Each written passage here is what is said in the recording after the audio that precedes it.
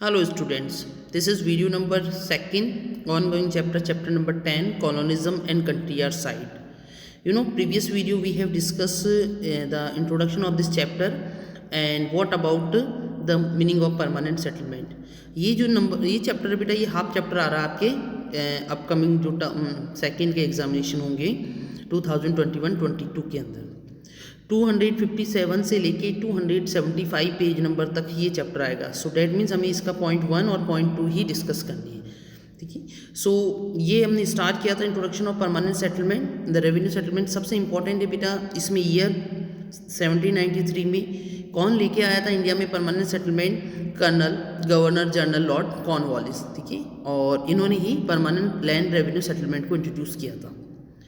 इसके बाद बेटा हमने डिस्कस किया जो वृद्धवान के राजा थे वो अपने जब उनको बता दिया गया था कि इन्होंने क्या किया, इस परमानेंट सेटलमेंट के अकॉर्डिंग जो बड़े लैंड ओनर्स थे, जमींदार्स थे, उन सबको पूरे विलेज की रेवेन्यू कलेक्ट करने का रिस्पॉन्सिबिलिटी दे दिया था। और अगर वो समय पे उस टाइम पे on the given the time उस टाइम पे अपना जो भी रेवेन्यू है अगर वो सबमिट नहीं कराते थे, है ना, तो उनकी जो स्टेट्स होते थे, उनकी जो पर्सनल प्रॉपर्टी होती थी उसको ब्रिटिशर्स सेल आउट कर देते, ऑक्शंस कर देते थे, बोली लगा के उनसे अपना जो भी पेमेंट होता था उसको पेमेंट ले लेते थे उनसे। नाउ अब देखिए बेटा, जो बड़े बड़े राजा और तालुकादार थे, जब उनको ये रिस्पॉन्सिबिलिटी वहाँ पे दे दी गई थी कि collect to the revenue from the farmers, वो बेटा अब राजा और तालुकादार ना कहलाने लग गए बड़े बड़े जमींदार, हैज़ ए नोन जमींदार्स, ठीक है। सो अब हम पढ़ेंगे बेटा आज का टॉपिक में जमींदार एंड देयर फंक्शंस। तो यहाँ पे जमींदार का मेन फंक्शन क्या हो गया? मेन फंक्शंस हो गया उनकी जो एरियाज़ के अंदर जितने भी विलेजर्स हैं, जितने भी गांव आ रहे हैं बेटा, उन सब से टैक्स कलेक्ट करना, ठीक है। सो फर्स्ट पॉइंट है under the permanent settlement. Permanent settlement that means permanently स्थायी बंदोबस्त जिसे हम कहते हैं हिंदी में, ठीक है। तो under this the permanent settlement the rajas and the taluqdar, अब जो राजा थे और जो तालुकादार थे वो किस में कन्वर्ट हो गए थे? हैज़ ए जमींदार, ठीक है। अब उनको जमींदार कहा जाने लगा। इन द प्रैक्टिस, व्यवहारिक तौर पे, इन द प्रैक्टिस द जमींदार was not a land owner. Reality में क्या होता है, हम नॉर्मली जमींदार से क्या मीनिंग निकालते हैं?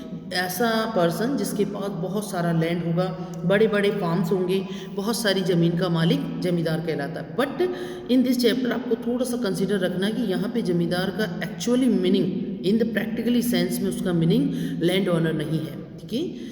In village but a revenue collector of the state, वो क्या है यहाँ पे जमींदार? एक रेवेन्यू कलेक्टर है, एक टैक्स लेने वाला, रेवेन्यू राजस्व कलेक्ट करने वाला एक ऑफिसर की तरह वो अपनी ड्यूटी यहाँ पे कर रहा है।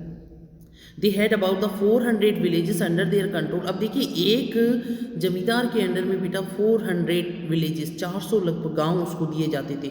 अब इतने बड़े गांव में इतनी सारी पॉपुलेशन में इतने सारे फार्मर्स से टैक्स कलेक्ट करना उसके लिए एक बहुत बड़ी रिस्पॉन्सिबिलिटी होती थी। And the calculations of the company one zamindari form one revenue state, ठीक है। उनके लिए एक जमींदारी एक स्टेट के इक्वल थी। तो उसका जमींदार, अब देखिए जो जमींदार का मेन पर्पस क्या होगा? The zamindar collect the rent and the paid the fix amount and keep the excess in his income. अब उसने क्या किया जमींदार ने?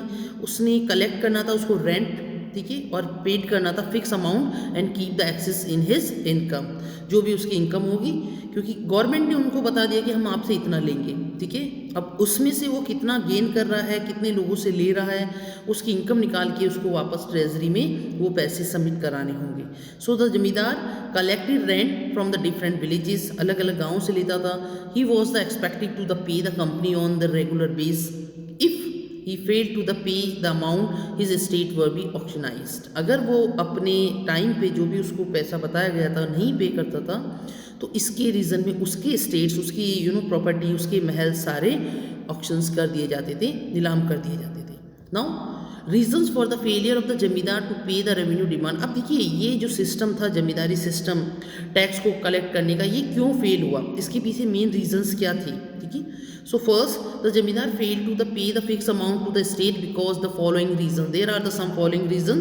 First the initial demands were very high. अब देखिए जो इनिशियली डिमांड थी बेटा टैक्स की वो बहुत ऊंची थी, ठीक है, जिसको फार्मर्स पीजेंट जो इजीली पे नहीं कर पा रहे थे। And second, the demands were made at a time of when the prices of agriculture produce were the depressed and the ryots were the unable to the pay their dues to the zamindars.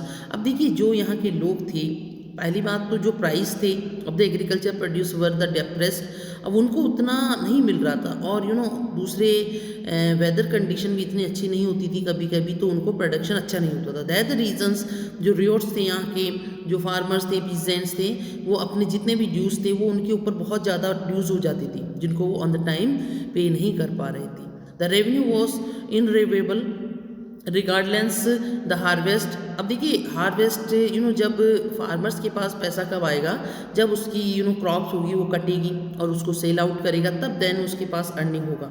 But यहाँ पे इसका revenue collect करने का कोई भी time fix नहीं कर रखा था। Even the crops fail the revenue had be paid punctually. अगर उनका क्रॉप्स, उनकी पर्सल्स खराब भी हो रही थी तो भी उनको बेटा टैक्स देना ही पड़ता था।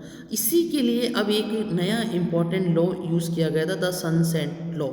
सनसेट लॉ का मतलब है बेटा कि एक पर्टिकुलरली डे डिसाइड किया जाता था उनके द्वारा, ब्रिटिशर्स गवर्नमेंट के द्वारा एक पर्टिकुलरली डे डिसाइड कर दिया जाता था, और उस डे के दिन, जैसे कोई भी डेट फिक्स किया, और उस डेट के जब इवनिंग का टाइम होगा, सनसेट होगा, उस सनसेट होने से पहले पहले उस पर्टिकुलरली डे को जितना भी रेवेन्यू होगा उस एरिया का, वो उनको गवर्नमेंट में सबमिट कराना होगा। अगर वो इस कंडीशन को फिलफिल नहीं करते थे तो देन उनका जो प्रॉपर्टी होती थी that will be sell out. So what is the meaning of sunset law? According to this, if the revenue was not paid to the state, अब देखिए जो रेवेन्यू था उसी के पर्टिकुलर स्टेट का, there is not paid state by the sunset on the particularly day the zamindari was auctionised. और उसकी जब वो नहीं देता था पर्टिकुलरली डे, तो जो भी उसकी प्रॉपर्टी था, स्टेट था, वो ऑक्शंस कर दिया जाता था। So that is the sunset law. Now there is some measures taken by to control the जमींदारीज। अब इन जमींदार्स को कंट्रोल करने के लिए, ठीक है, the government had, the British government has step taken away some steps. So first the company try to control. अब देखिए company ने क्या किया, उसने किया try to control zamindars by the taking some measures. कुछ कदम उठाए और उन कदमों के तहत, कुछ स्टेप्स के तहत उनको कंट्रोल करने का कोशिश किया। The states subdued their authority and the restricts their autonomy, ठीक है। Second, the tropes of the zamindars were the disbanded, customs duties abolished, ठीक है। उनके जो भी औजार थे, ट्रॉप्स थे, वो उनसे लिए डिसबैंडेड कर दिए गए, उनको बैन कर दिया गया, कस्टम्स ड्यूटीज अबॉलिश किया गया उन पर।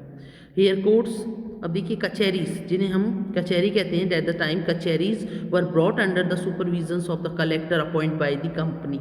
अब देखिए उनके कोई भी इश्यूज होते थे, उनके कोई भी झगड़े होते थे, तो उनको सॉल्व आउट करने के लिए कचहरीज सेटअप किया गया था। Kachahris the name of also the court, जैसे आज हम प्रेजेंटली कोर्ट्स कहते हैं ना, वैसे कोर्ट को कचहरी भी कहते हैं पुराने टाइम में, ठीक है। सो वहाँ पे सुपरविजन्स के अंडर में, ब्रिटिश गवर्नमेंट के अंडर में कलेक्टर्स अपॉइंट होते थे। The zamindars lost their powers to organise the local justice and the local police. अब जब सारा कंट्रोल ब्रिटिशर्स ने अपने हाथ में ले लिया, सो जो जमींदार्स थे उनकी पावर्स लॉस हो गई, उनको ऑर्गेनाइज करना लोकल जस्टिस को एंड द लोकल पुलिस, वो भी कि उनके अंडर में अब पावर नहीं रह गया। Also, in the course of the time of the collectorate, emerged the powerful and the restrict the power of the जमींदार। अब कलेक्टर तो बेटा पावरफुल हो गया, बिकॉज वो एक सुपरवाइजर की तरह कर रहा है, वहाँ पे जज की तरह काम कर रहा है, बट जमींदार्स थे वो अभी और कम, और उनकी पावर्स थी वो शेक हो गई उनसे। In the one case when the Raja fail, अब देखिए एक सिचुएशन में जब राजा फेल हो जाता था, तो pay the revenue, company officials was sent to his zamindars to destroy power and influence of the zamindar. तो वो उसको बेटा उसके पावर्स को ले लेते थे, और ब्रिटिशर्स वहाँ पे अपनी पावर्स को जो कलेक्टर्स बने थे वो अपनी पावर्स को वहाँ पे शिफ्ट करते थे। So thank you in this video, we have continue in the next video. Thank you.